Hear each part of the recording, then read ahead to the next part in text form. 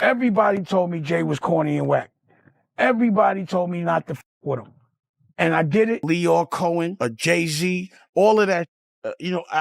I just, they all would seem like they be working together. Over. Pause. It's like, it's been 20 years. Conspiracy against me, because in the absence of the truth, bullshit will prevail. So as long as nobody out there spitting real, you can come out with it. How do you listen to a whole album, pick a single, shoot a video, then don't know? Okay, I see what's really good. You're trying to eliminate the competition. Because at first you retire, then get me off the label, now you're back rapping again. Man, it's not the same. Doesn't have to do with talent, it's about playing the game. The industry, real niggas is dying to get in.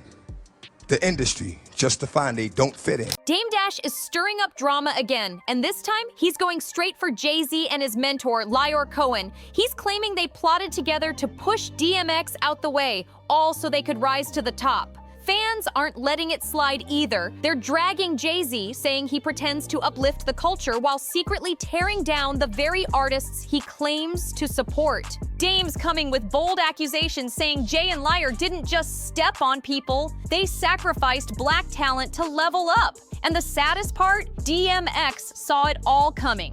He tried to warn folks. He spoke out. No? Okay, I see what's really good. You're trying to eliminate the competition.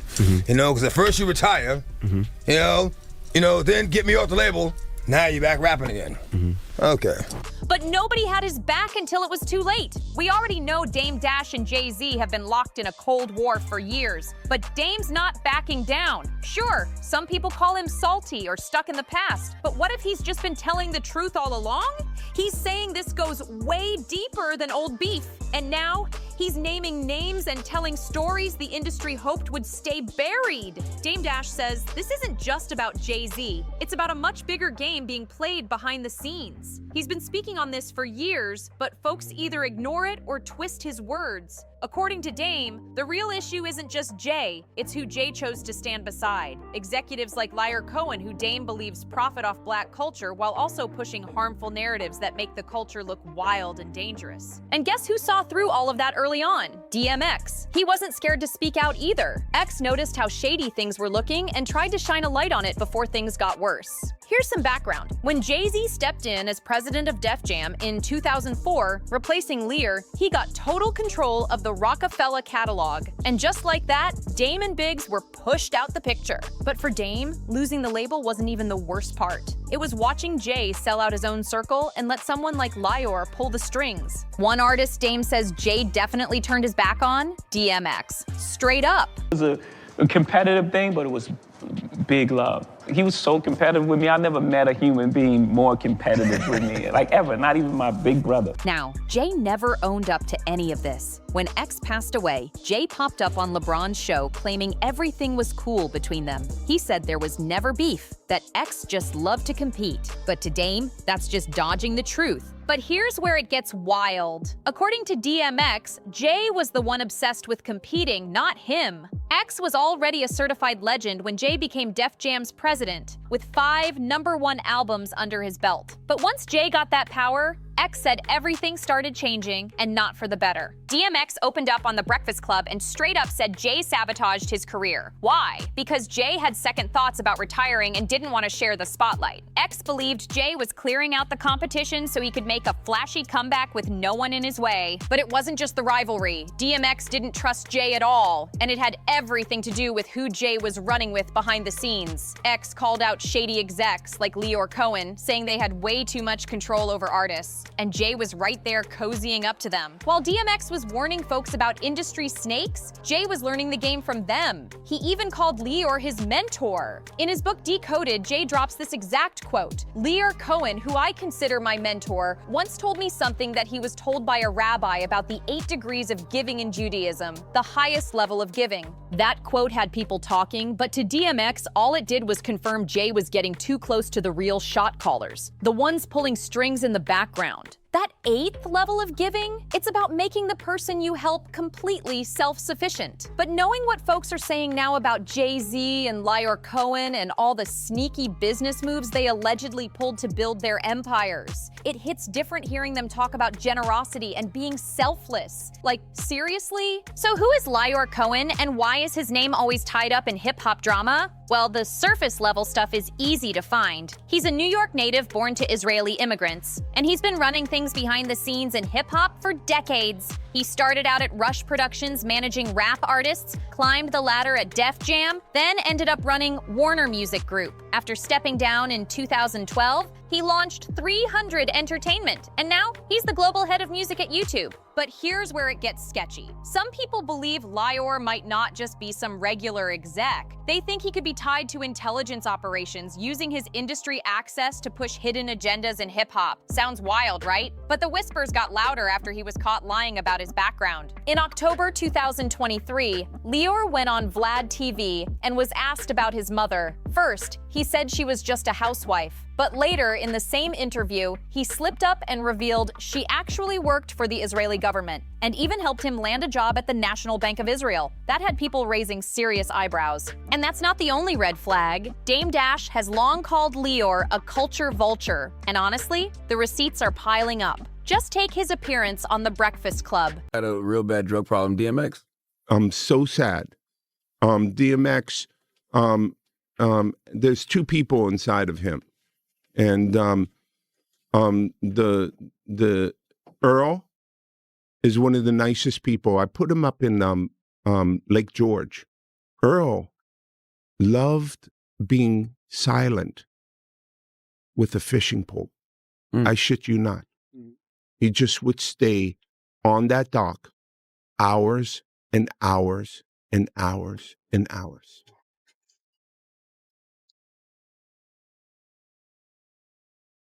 Yeah, very, very sad. You know, I think the opioid problem, the syrup problem, is the biggest problem that I've ever seen and I've ever faced, and been a part of. And I can't fuck with it.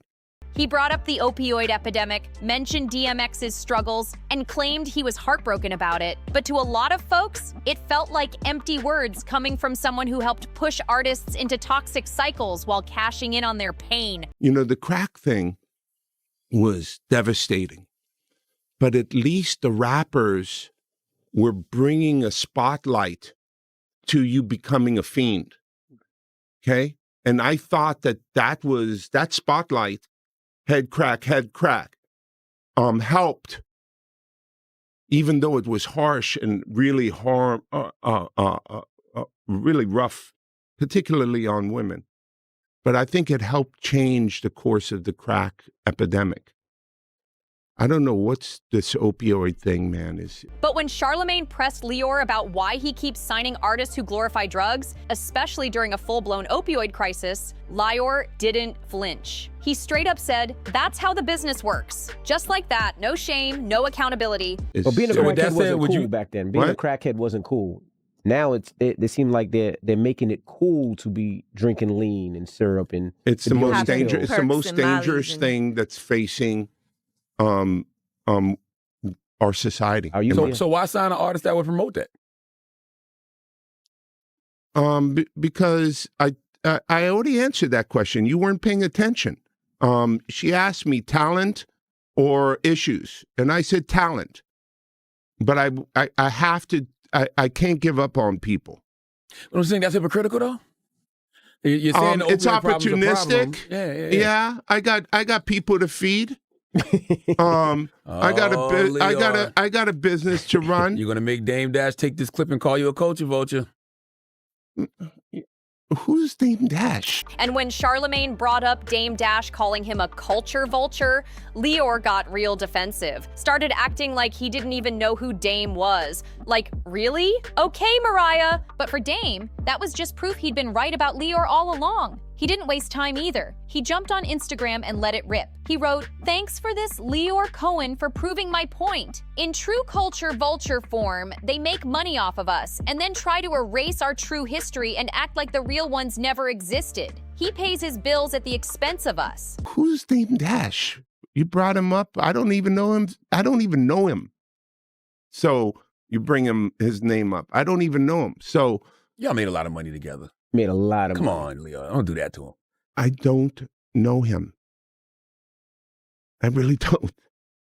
So, But here's where things get real spooky. Dame says that after he started calling out Lior publicly, police started showing up in his life. Out of nowhere, he's hinting that the second he put Lior's name on blast, somebody pulled strings behind the scenes. And that just added more fuel to those conspiracy whispers that Lior might be connected to intelligence or something deeper. Now let's talk about how Leor Cohen disrespected DMX at his own funeral. DMX's memorial went down in Brooklyn on April 25th, 2021, and Lior didn't even bother to show up in person. Nope. Instead, he sent in a video message, and what he said left people shocked. In that message, Lior basically said no one was surprised that DMX allegedly overdosed. And then he went on to call X a gremlin who crashed into a wall. Yes, he really said that. At the man's funeral, it felt like a slap in the face, like he was mocking X's death instead of honoring his legacy. And this is the guy Jay Z calls his mentor? No wonder DMX didn't want anything to do with people like that. You've had a song on every album, a conversation with God. Yes. You've had And a prayer. and I think you've had Three conversations with the devil. Three conversations with the devil. Why with the devil? Well, to make a fair decision, I think you have to be aware of both sides. And I was approached, so of course I had a conversation. It doesn't mean I rode with him or believed him. I just was able to recognize him by what he said to me and what he offered me. I said, oh, now I know you are. That's why I stopped talking to him. I put out 7 albums, but he's only on. While Jay played the game and stayed tight with industry bosses, X was out here exposing how dirty it really gets behind the scenes. He said it himself. He got blackballed because he wouldn't follow their rules or rub elbows at dinner with execs. He knew what came with those invites. And in his track, The Industry, DMX went all in, calling out how new artists get trapped, used, and tossed aside once they're no longer profitable. Let's not forget, DMX even said the devil approached him more than once. He said he knew it was the devil every time because the offers looked good but always came with creepy, twisted conditions. X was awake to the game, and that's probably why they tried so hard to silence him. Now let's bring it back to Dame Dash. Man, I was hearing too much police talk, and that's that. And I ain't feel like being bothered. So leave me the fuck alone and keep my name out your mouth. You no longer have beef with me. So leave me alone. People love to call him out for always bringing up Jay Z, saying he's stuck in the past or just bitter. And sure, that's a fair critique, to a point. But if you listen to Dame and a whole lot of folks in the industry, the real problem is how scared most artists are to speak out about Jay in the first place. It's like the second you call him out, you get labeled washed up, bitter, jealous, or just straight up crazy. That's exactly what happened to DMX. When he went on The Breakfast Club and said Jay tried to sabotage his album, people clowned him instead of listening. They said Jay was just the smarter businessman and X was hating. But now that DMX is gone, suddenly folks are waking up, realizing he might have been telling the truth the whole time. That's why more and more fans are actually siding with Dame. He might be messy, but he's not scared to speak his mind, and a lot of people respect that. One fan put it perfectly. That's always been the theme with Dame. Every time he speaks on Jay, people get mad, but he's just answering questions and keeping it real. And Twitter, oh, they go in. They try to make Dame out to be the villain, like he's obsessed. But another fan came through with the truth. I miss DMX. He always kept it 100. Everything he said about these lames in the industry is being exposed like a flood that can't be stopped. He'd be cooking these weirdos right now. Rest in power, X. But now I want to know what you think. Is Dame going too far? Or is he the only one brave enough to say what needs to be said? Drop your thoughts in the comments. Don't forget to like, share, subscribe, and hit that bell so you never miss a drop. Catch you in the next one.